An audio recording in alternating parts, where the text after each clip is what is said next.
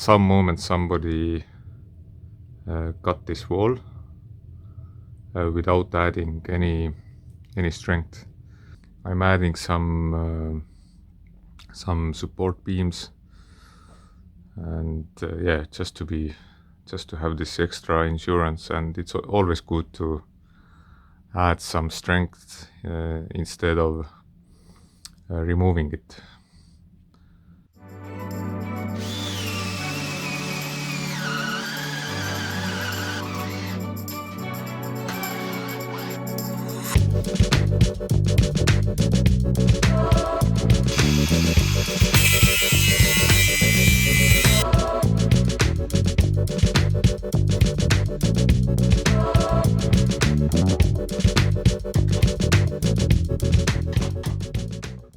As you can see, I added a new post here in the corner, and up there I have another support beam, and on the other side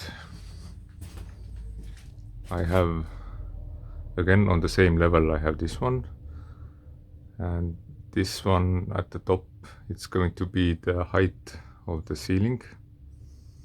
So there's another one, so I know it's safe to remove this wall here now.